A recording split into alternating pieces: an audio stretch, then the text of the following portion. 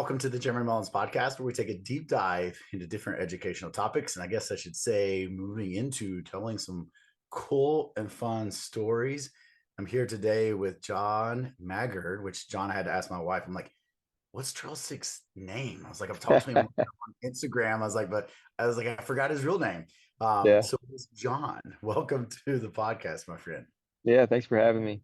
Hey man, I am super excited just to kind of ask you some questions, get to know a little bit more about you and riding bikes, but also kind of the goal of this one is to talk about the race that you put on in last weekend of May this year, right? So a Yeah. change, yeah. So the event is called the War Daddy, which I will say myself and our friends did not do. Was it 2 years ago, or has it been 3 years now? I think it was two. two I think it two or was two three years ago. yeah, 2 or 3 years ago. I was still living in St. Louis when we came out, and we were not biking as much at the time as I am now. So we did elect to go from the longer distance to shorter distance, and it was all that we wanted that day. let's Yeah. let's before I get into some of your backstory of who you are, father with two kids, and your love for cycling. I want to talk about the event first because Yeah. um, it is one of our priority races that Katie and I are going to do. You'll be happy about this. Katie actually got into, oh, what is the big gravel bike race? Unbound. Yes. So she got into that this year, and she's electing to defer it because we had the War Daddy on the schedule, which is the same weekend. Nah. So yeah, she's deferring Unbound Gravel, which is a 200-mile gravel ride out in Yeah. Kansas, right? Uh, Think it's Kansas, yes. Kansas City, Yeah. Kansas, I think. Kansas. Yeah. For us to come to the War Daddy, and the good thing about this year for me is we have a little group of buddies from Huntington, West Virginia that have kept each other, accountable throughout life, right? Throughout, fatherhood, throughout, cycling, wellness, all this stuff. Yeah. And all of us are signing up for it this year. So it's kind of like that, joking within the endurance community. Like sometimes the A race is not necessarily the most expensive race, the most Yeah. well-known race. It's the one that's in your backyard or the one that all your buddies are doing. So uh, Exactly. for Yeah. me this year, it is a priority race. I want to do well at, just because we'll be there with friends. But let's talk about a little bit of history of the War Daddy, where it's at, and I'll just kind of add in my experience and what I liked about it. Yeah. So War Daddy, we have two events on the same day. There's War Daddy, which is our 68 miler, and then we have a shorter distance race, which is 32 miles, and that's called Sandland Shred. Um, Kind of the history behind that. I mean, that's my hometown, Hyden, Kentucky. So, small Eastern Kentucky town. That's where I grew up. That's where I met my wife. We were high school sweethearts and whatnot. But when I was a senior in high school, that's when I started. One of my football coaches at the time got me into mountain biking. So I've been riding there since 2002, basically off and on, over the years. But that's where I do all my training. My big training rides, I like to go to Eastern Kentucky and do those. And in 2018, myself and one of my other buddies, Merle Hacker, we were training for Breck Epic, the 6-day stage race out in Colorado. And in training for that, we were trying to build the best, hardest course that we could to train in Kentucky for the Breck Epic. And we knew what kind of elevation gain we needed to get, mileage, time on the bike, whatever. So we just kind of had like a little mini camp, and like 3-4 days back to back. And one of the rides we went across Granny's Branch, which is part of the War Daddy course, and we linked up to the War Daddy climb and whatever. But when we were riding that day, we were just like, man, we should make this a race course. Like, this is such a great course. It's beautiful. It showcases the area. I mean, it's just absolutely beautiful route. So that was kind of what set it in motion. And then we go out in August that year to race the Breck Epic. we raced those 6 days, and we were miserable every single day. We were like, "This is." I mean, it was definitely epic, but we had very little fun that week. It was just a super Yeah, hard week and race. And on the way home, we were just kind of debriefing about it, talking about our experiences and whatnot. And, we were like, the training rides that we did in Kentucky were every bit as good as anything we rode in Breckenridge, Colorado. Like, there's no reason why we should not pursue putting on the race. And yeah, we had talked about it for years, but that was the first time that I actually was like, I think we've actually got something here. And so we kind of set it in motion after that to put on a course, and then we had to make a few like minor details here and there to switch the course up for a start finish line, and yeah, that was that's kind of awesome. how it got started. Well, it's cool. I mean, honestly, it's the first time for me hearing the story, which really makes me think of like, and yours and I's relationship is really just a social media relationship, right? From Exactly. Yeah. going and doing the race and just meeting there, for 5 or 10 minutes before the race. Because when we got done, we didn't. I think we were going to plan on camping this year. But last time we got Airbnb somewhere, so we just went back Yeah. there with the buddies. But what's cool, and I think what resonates, and why, and I'll use jealous in a good way, right? Because Yeah. I'm from McDowell County, southern West Virginia, and just think about like the mountains in the Appalachians or the Appalachian Mountains. They're beautiful, right? Yeah, Absolutely. they're not as high. You don't have the elevation, here that you do out west. But when you go out west, there are so many of these races that we're talking about. I mean, Yep. almost like you probably say almost every single weekend, somewhere Every weekend. there's Yeah. and you hate to use the term epic, right? Like I Yeah. Leadville or the 6 day Breckenridge you did, and I'm just like, and maybe I'll put this out there for people to know. Like I now have, I would love to in West Virginia. I want to do almost something like Leadville has, where it's like a back-to-back weekend. I would call it the hundreds, and I want to have 100K distance, and I want to have 100 mile distance for both foot races and mountain bike. Yeah. And then even make a team option so that like a lot of the people I work with on their wellness journey, maybe they're not ready to run 100K, but a team of Yeah. three could do it, right? Exactly. And I think that's why, like, I've really enjoyed following you and just watching, the growth of the War Daddy, and why I think for me it's pulled back to wanting to do it is because I have that vision in myself of like loving to do like a race like that. And I say somewhere in West Virginia, I don't know if it'd be back home in like McDowell County or not. We rode up in Davis, Canaan this past summer, and I'm like, this would be a great place, to have that event too. So kind of Yeah. maybe put that in the universe, it'll come back and happen, right? Yeah. All right. Well, going back to the event, it is Appalachia, right? Like there's not much there. I think when our Airbnb was 30 minutes away. But I remember pulling up, it was just like what I would consider, I'm gonna use the term grassroots racing, right? Absolutely. Yeah. It's not a big event where there's nothing wrong with like, for example, Katie raced Leadville last year and it's a lifetime event and it's more sponsorship, that type of stuff. But here it was just like good people, right? Yeah. In a field lining up, and you start the race at that spot and that's where you finished at. And Yeah. for me, I don't remember. I think one of the things I liked about it, there wasn't a lot of technical stuff inside of the race. I remember there was some single track, but I don't think there was anything that for me was like super technical. Yeah. And I love that because I think a lot of our terrain, what makes it hard is just the fact of the elevation and the up and down in the distance. Yeah, and that really is the hardest part about War Daddy is going to be the elevation gain. Yeah, If you do go out west, like I've raced Leadville, and you've got some steep climbs, but typically in Colorado, if you're climbing, you're going to be climbing at it's not going to be as steep, but you're just going to climb for two forever. or three times as long. You're going to Yeah, climb.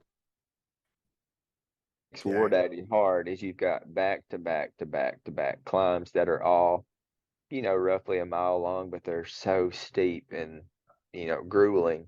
But like you said, like the terrain is not super technical. We've got a couple of spots that are tough here and there. I mean, we've got an awesome team of guys that get together and do coursework and try to drain the mud holes and, trim branches back, and we try to make the course as fun as possible. I've been racing for years. I don't like getting slapped in the face with branches.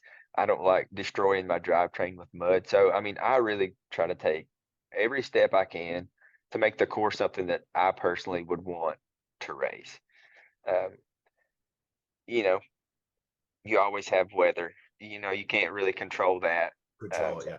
Now, And traditionally, it's in April, but you moved it to May this year. So let's get some stats out of the way before I totally forget. It is the last weekend of May. Was it the 30th or 31st? 31st, it's that Saturday. Okay. And I mean, we tried to always do, we kind of got in the rhythm of doing the last weekend of April. Just so happened this year we've got a conflict in the schedule where we can't do it that weekend. So then just looking at other, regional races, we don't want to step on anybody else's toes. So the only open weekend that we could find that there wasn't another race going on was the last weekend of May. So we went ahead and scheduled that weekend.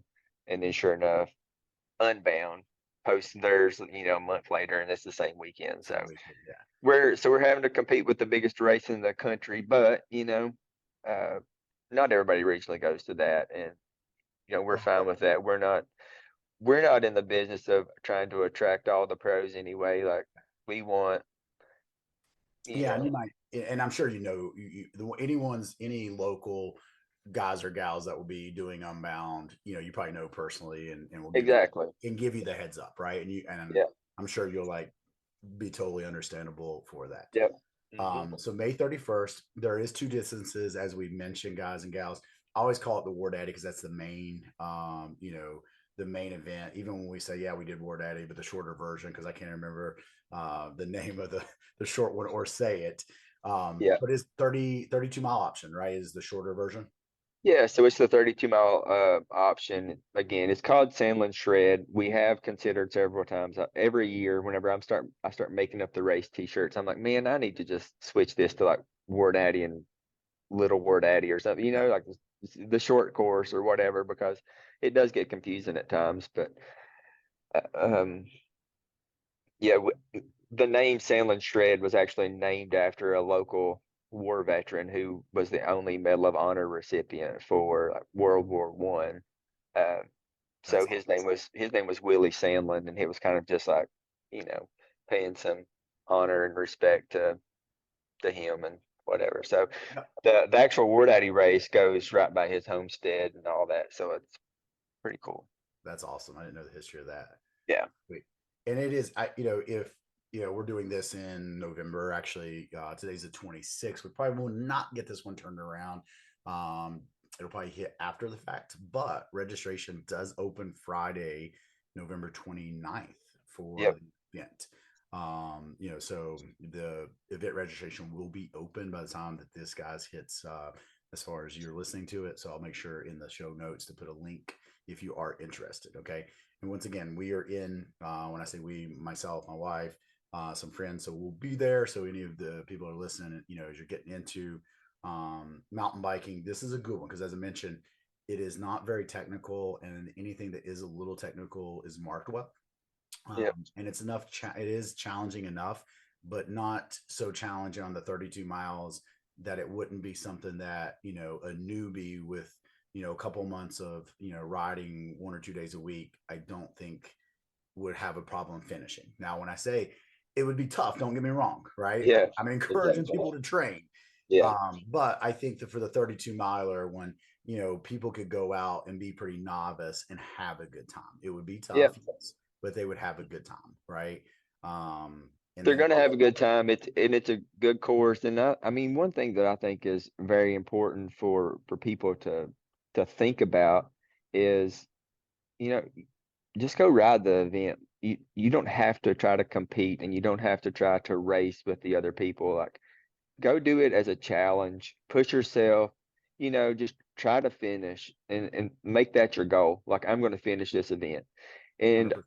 and know that there's some steep, gnarly climbs out there that every single person in both races will have to push. Like, don't feel bad having to get off your bike and push. Like, It's Oh, it's normal. Everybody does it. and, So and I think that for as long as it's image that people have, and I had this when I got in, like, did my first ultra distance run race. I'm like, I'm gonna have to walk, and yeah, then you get out there and you realize, oh, everybody's doing it. everybody walks at this distance to a Yeah. degree, right? Same Yep. thing in mountain biking, right? When you first get into biking, you fall off because you're wearing clips for the very first time, and you're afraid people are going to laugh at you. But then anyone that's rode a bike will say the same thing. Hey, Yeah. I fell multiple times with clips. I mean, heck, I fell over the other day because I'm just like, I was thinking about something and I stopped and then get my foot out flat enough, right? You just tip Yeah. over, so that's the fun part of the process. And yeah, that's how we did it. 2 years ago, we just did it as a group and we stayed together the entire time. A couple of Yeah. our guys were 140-pound dudes and they could climb really good, and they would wait for us bigger boys. When we went at the top, like Yeah. we had a good time. And then the bigger boys, when it gets to flats, like we can hurt them, but then we wait on them. Like it's fun. Yeah. We always play with it, and then there's a little bit of showcasing at the end just to see who's a little stronger, and then we all get together and finish. Like that's Yeah. kind of how we've always rolled it as groups. So awesome. Now, as far as you, what why is the bike such a big part of your life? What are some benefits out of it? And the reason I ask that, I truly, and I regret in times in my life that I've gotten busy and gotten into other things in fitness and neglected the bike, because I look back Yeah. at the times that I was the most happiest as an individual in the fitness world. It's when I'm riding my bike, Yeah. right? And I think a lot of that has to do with just decreasing stress. I'm able to get outside, see more, right? Like I enjoy it. And I'm in this phase over the last couple of years where I'm really getting to ride bike. It's the primary mode of exercise, especially with tearing my bicep last year. It kind of forced me into, like, hey, you don't have to have a bicep to ride your bicycle. um Yeah. so what are some of the benefits? Why do you like it? And why do you do it? Yeah. I mean, that's a loaded question and I could probably ramble on it all day long. But like I said earlier, I had a high school football coach that got me into mountain biking initially. It was actually him and the guy that's now my brother-in-law. Um, they got me started riding, and they took me one time, and we went over to the area where Wardad is at. We did like a 3 or 4 mile ride. I pushed every climb, and after 4 miles, like I was already cramped up. I mean, I was an absolute horse, for cycling, anyways. Um, But I mean, I went the next day and bought a mountain bike. Like I was absolutely hooked, Yeah. and I have been hooked ever since. And it's one of those things uh, like you said, I use it for stress, like breaking through stress or whatever. But I mean, some of the things I like most about it is the camaraderie of, hanging out with friends. And I mean, all of my best friends are typically cyclists or runners or, do something active and outside. And um, that's, I've tried over the years getting into other things. Like I've tried running, um, and I'll go pace my buddy or something at a race, but it's nothing that I can do consistently and enjoy it. Whereas when I get on the bike, like I absolutely have fun and I enjoy it. Um, and I think that's one of the main reasons that I've stuck with it is just because I find so much joy in getting out, riding with friends, riding new trails. I mean, we've had so many different vacations that have just been based off of trips to go to a different race. So we find fun in that as a family, going to races. And then I've got the family there that's crewing for me and they love that aspect of it too. But it takes us to some really cool mountain towns and um, yeah. Well, and 2 points out of that, like, yes, you enjoy it, and that's what I always tell everyone. And for the listeners, like, find something you enjoy, right? Yeah. Like, yes, you're gonna see me push. I talk about multi-sport a lot because I've been doing some tries. I'm not very good at it. I'm a slow runner. I swim to stay alive. Like, I'm not fast at those things. But it's like I enjoy them, and I think Yeah. that's the key for people is find a hobby, especially as an adult, right? Find a hobby that you enjoy. And the reason I'm such big on bicycles is like, it's a hobby you could do for life. Like, Yep. especially in the whole e-bike world now, if you're talking about like, if you live out west or even here in the Appalachians, there's stuff that you can't ride eventually because of age or whatever the case may be, or maybe your spouse is a lot faster than you. There's options that you guys could do this together, right? Absolutely. And Um, I think that's the other thing that's so cool about the sport is how many different people of all walks of life that do the sport. So I can show up to a group right here in Louisville, Kentucky, and you're going to have people aging from 15 to 65, and every, sometimes the cool thing about sometimes you can't judge them. Like yeah, it's you not like can. in quote powerlifting, I can almost like look at someone and how they're built, and be like, okay, that person has really good bench press, right? Yeah. Or in certain sports like that. But cycling, sometimes like you show up, and yes, like the lighter cyclists are generally going to climb better. But sometimes I've seen like some big boys that put out really good power and ride really well, right? Like it's Yeah. it's it's a And the neat other thing to huge see. aspect of it that's one of the things that has really drawn me in and has made me so addicted to it is just like the mental aspect of it. Yeah. Just like you have to have so much mental toughness to push through like hard rides, hard events, and that sort of thing. And I don't know, I feel like I think it's part of like the Eastern Kentucky Appalachian part of me is just like you grow up tougher, I feel like in those areas. So like I've always kind of excelled quite a bit just based on my mental toughness, even when my physical fitness is like in the trash, like I can still usually, hold my own. No, I think that's, a point that, especially as we get older, and I think a lot of people are at this, right? We as humans don't want to suffer.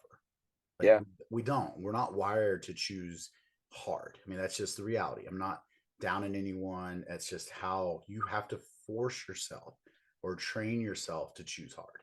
And the Yep. thing about cycling is like you can go out, and have some great days, but you can go out and be having a great day and the wheels fall off. Okay. Yep. So not literally like the wheels fall off, but like all of a sudden you bonk or you just don't have it that day.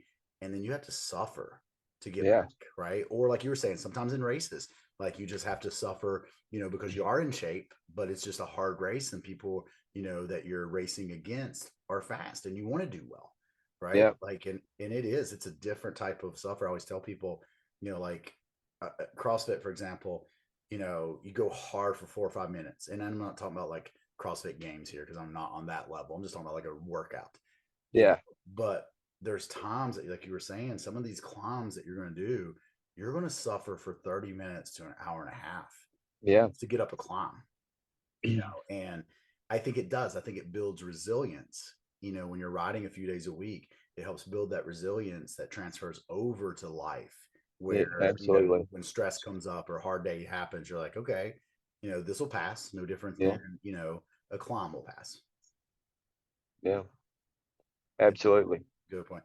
And then the other thing you mentioned that I really liked out of this, and I made a social media post, recently about it. Like, people are like, "Oh, how do you and your wife do?" Because my wife trains for endurance. We're both cycling right now, so it's we're both trying to trade off. Our date night is riding together, right? Yeah. And people are like, "You guys spend date night riding together?" I was like, "Yeah, because it fills our cup, right? Yeah. We still go out and eat afterwards. We just pick restaurants that have like outdoor seating, and luckily we're in Florida now, so like the weather's good. Yeah. And we'll just sit outside and we'll have a drink and we'll talk and we'll have dinner, and that's date night. We love that. And as you mentioned, our vacations are centered around some type of race or event. Yeah. So our vacation last year was out for her to race Colorado or to Leadville, Leadville. Yeah. and we went out there for a few weeks and we took our bikes, and I rode some trails I'd never rode before. We were active as a family and we did the event, and Yeah. I'm looking forward to, and I know they didn't have this when you first started riding, but the Nike League. Oh yeah. Man, Yeah, it's so awesome. Brady is 12 this year and he is signing up for his first year. Yeah. So I'm going to volunteer and help that out. So I'm super excited to get in there, and he loves to ride. I'm excited to see how he does in the structured of the Yeah. team and how he likes actually doing races. Um, so I'm super stoked about that. I'm super stoked to see that is it in every state now? Do you know? Um, I'm not sure about Okay. every state or not, but I mean I know it's going strong here in Kentucky. I mean it's not every county's like really adapted to it yet, Yeah. but or taken to it, but I mean Louisville's got a couple of different teams that's got some really strong riders, but I mean I see some of the coaching and stuff that's going on with those kids, and it's been fantastic. Like Yeah. they try to make it fun, and couple practices a week, and all those kids get together. There's a couple of the boys that actually Oh, came first and second at Sandland Shred this year. They're on yeah. the NICA There was team a, here. there was a young kid that either won the shorter event that we did, or that was like 17 or something like that the year that I did it. Yeah. Um, Oh yeah, yeah, yeah. That oh, I forget his younger name. kid. Yeah, but he was a young kid. So I was wondering if he was, yeah, but let's face it, you put 15, 16-year-olds on a bike 3 days a week, even if they're having fun, they're going to get faster, right? Because Exactly. Yeah. they're out there, loving it. And I think that's the other beautiful thing about cycling. I want people to understand, like, you'll get better with just riding, Yeah. right? And not every day, has to be hard. We mentioned there are going to be some hard days. Just because you choose to go hard, or something just happens that makes it hard. Okay. Yeah. But you will get faster without, quote unquote, hurting yourself every single ride, you know? Yeah. And I mean that's what most of the research now is showing that, you know, more volume, but mostly zone two rides are going to increase your fitness more than just about Yes. anything else. So 100%. pretty casual. I think that's the reason I like the bike, is because I can't run in zone two. I'm too big. We were talking about this last night, no kidding. Me, my wife, and then one of our neighbors are talking about how we can ride in zone two, but it's like Yeah. as soon as we take off running, it's zone five, So It's zone four, zone five. It has to be a walk or a ruck for me to stay yeah, in zone two. yeah, Yes, that's always my joke. But yeah, I mean, and that's, for long-term health, right? Like, I love the cycling because I can incorporate a lot of the interval style in it without, breaking people down. And yes, there's increased risk, of course, if you're mountain biking. I get it. But if we're just talking about riding, it's less impact than running. yeah, And that's the reason I've just been really big on pushing it, to people. It's like, hey, get a bike, see if you enjoy it, right? Whether it be mountain biking, whether it be gravel riding, whether it be, trail riding, fill in the blank. Doesn't matter to me. So, yeah, well, John, I couple different things I've been thinking about as we're talking about. I would love to have you back on and go over some of the races that you've done, right? yeah, Like, and that way we can just talk about the race, from your perspective and where it's at, the date of it. That way, if people live in that area, they might be interested in going and doing that race, right? yeah, I still want to come on and have a little talk about you guys doing the gravel rides and the experience this past year out in Whitefish and Glacier National Park. yeah. That was. I mean, I've done some pretty epic stuff, but that was probably one of the definitely top five Yeah. It favorite was funny. things that we've I think done. it was one of the very first posts. I can't remember if it was the lake you posted. I can't remember which post it was, but I'm like, they're in Glacier, right? Yeah, And we're heading out this summer, for me and my wife are taking our 10-year anniversary trip, and where we're heading is Glacier National Park and up in Banff, Colorado. So we're super excited about, that adventure. But my goal is just to maybe talk about these different races that are around the U.S. and hopefully it's a local race for someone that is listening, and they decide to go out and do it, and then it becomes a passion of theirs and a hobby of theirs that keeps them healthy, keeps them in wellness, and they have a great time doing it. yeah. I mean, I'd be glad to do that. I've done a lot of races across the country. Mostly mountain bike stuff. We for our 10-year anniversary, we actually went to Hawaii, and we started. Brittany, my wife, she started researching, like which island we were going to go to, and it was about the time that Bicycling Magazine released the Mauna Kea climb being the hardest road ride in the world, or whatever, the hardest road climb in the world. So World. she starts looking up, which island we were going to go to. And I was like, if we're going to Hawaii, let's just do the big island. That way I can ride up Mauna Kea. Yes. So I ended up doing the Mauna Kea climb like on our 10-year anniversary. And that was pretty epic. Yeah, and for the listeners, John is a really good cyclist. So I that was not the intent of was to talk cycling and performance tips today. Yeah. I mean, the number one goal when I brought him on here was, we want to talk about his War Daddy race, and if you are local or within a few hour drive of that, and you want to participate, come do it. And then for my listeners and those that work with me on the app, like I said, I'm going to be there. I think I don't know if we're going to camp Airbnb yet. I'll let everyone know that. But I would love to see, some participation from my group. If you got mountain bikes and you want to come out, it'd be a great event to see people and, just have a good time in doing the race. So recap. Yeah. And, it being a small town, Eastern Kentucky, the lodging is one of the bigger issues. So there's very few Airbnbs available. Close by, there are some hotels maybe 20-30 minutes away. Okay. So but the be start and finish line is at an RV park, so we're Gotcha. pushing to have more people camp this year. Okay. Awesome. Maybe we can maybe I could set up a little area, have a little JM podcast team area. Maybe we could even do a live podcast. Yeah, that'd be awesome. That'd be Live fantastic. podcast before the event. Do a Yeah. little fun betting with my team. That'd be fun. Or my crew. There we go. Yeah. We put live bets out. We're already putting on whoever has the fastest climbs have to buy the dinner and buy the drink. So we're gonna have fun. Are you guys gonna do sail and shred again, or are you going big? The goal is to go big. All right. Yeah, the goal, because the group is riding. That year I think I just got back into riding a little bit, and our buddy Drew, who did well, he had been riding, but the rest of them were just kind of busy with life. And I remember our buddy Steve, he literally got up early the next morning to drive to one of his kids' like college games.